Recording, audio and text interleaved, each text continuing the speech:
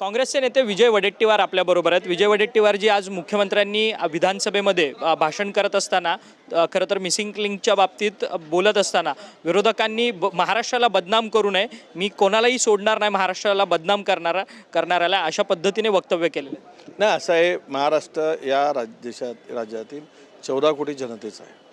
महाराष्ट्रात असणाऱ्या प्रत्येक लोकप्रतिनिधीला महाराष्ट्राबद्दल स्वाभिमान अभिमान आहे, महाराष्ट्राच्या संस्कृतीचा अभिमान आहे. महाराष्ट्राच्या एकूण राजकीय सामाजिक सांस्कृतिक विविध क्षेत्रामध्ये काम करत असताना महाराष्ट्राची मान वरती उंचावली पाहिजेत, हा सगळ्यांचा ध्येय असतो. आता राहिला आहे विषय की विरोधकांनी जे काही विषय मांडले असतील त्याला मुख्यमंत्र्यांनी अदरवाईज घेण्याची गरज नाही. कोणाचाही हेतू हा महाराष्ट्राला किंवा मुख्यमंत्र्यांना व्यक्तिशा बदनाम करण्याचा नाही.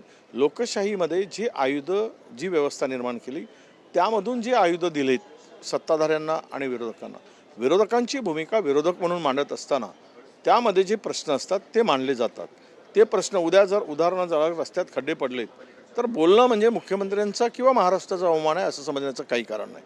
महाराष्ट्रामध्ये कुठला भ्रष्टाचार झाला असेल तर त्या भ्रष्टाचारावर बोट ठेवणं म्हणजे महाराष्ट्राचा अवमान आहे किंवा मुख्यमंत्र्याचं असं समजण्याचं काही कारण नाही.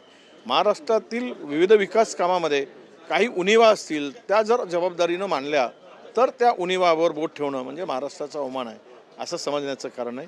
मुख्यमंत्र्यांनी विरोधकांना समजून घेऊन, विरोधक म्हणजे दुश्मन नाही किंवा विरोधक म्हणजे एकमेकाचे सत्ताधारी वैरी नाहीत, तर ते महाराष्ट्राच्या हितासाठी एक नाण्याच्या दोन बाजू आहेत, ह्या बदलत असतात.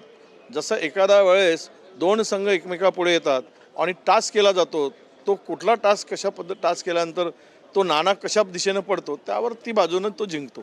आता ही बाजू टास्क केल्यानंतर त्यांच्या बाजूनं नाणेफेक त्यांनी जिंकली आहे. म्हणून याचा अर्थ असा की नाणाच कामाचं नाही आणि नाण्याला विचारायचंच नाही, नाण्याने आम्हाला जिंकू दिलं नाही, विरोधकांना हरवलं म्हणून, असा अर्थ त्याचा हो. मुख्यमंत्री पर्सनल ही गोष्ट कुठेतरी घेत आहेत का? त्या अनुषंगानेच खरं तर त्यांनी विधानसभेमध्ये माझा माननीय मुख्यमंत्र्यांना सल्ला आहे की आपण असं पर्सनल कुठली गोष्ट घेऊ नये आणि ते पर्सनल घेण्याची गरजही नाही. महाराष्ट्र समृद्ध महाराष्ट्र आहे आणि तुम्ही केलेली कामं आहेत तेही लोकांच्या पुढे आहेत, यापूर्वी झालेली कामं आहेत तेही लोकांच्या पुढे आहेत. त्यामुळं जे या राज्यात मुख्यमंत्री म्हणून असतील किंवा त्या सर्वोच्च पदावर बसतात ते सगळे महाराष्ट्राच्या हिताचाच विचार करून त्या खुर्चीवर बसत असतात.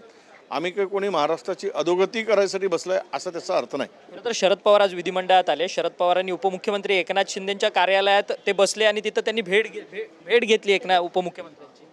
नाही, असं आहे की कोण कोणाशी भेटतायत, काय करतायत.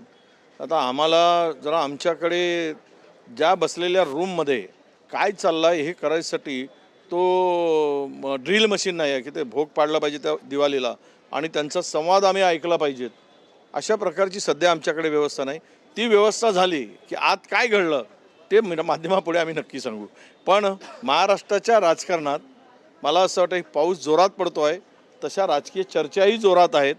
आता पावसामुळे किती नुकसान झालं आहे हे महाराष्ट्रातील लोकांना सहन करावं लागतं आहे. हवा बदलते, या हवा बदलत्या वातावरणाचा राजकीय ते महाराष्ट्राला नुकसान होतो की राजकीय पक्षाला होतो की फायदा होतो, सत्तेचा होतो की सत्तेच्या बाहेरचा होतो, जो तो आपली खुर्ची अधिक मजबूत करण्याच्या ईर्षेने पेटला आहे.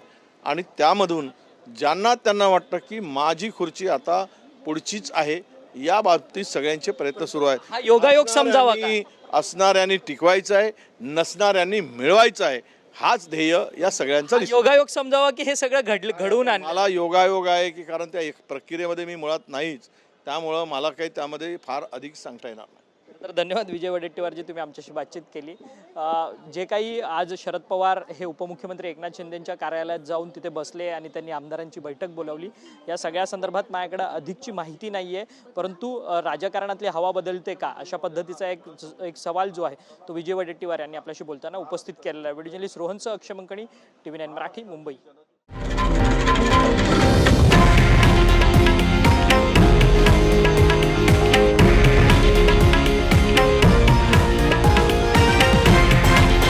हे आहे देशातील नंबर 1 न्यूज नेटवर्क आणि आपण पाहत आहात TV9 मराठी, एकमेव.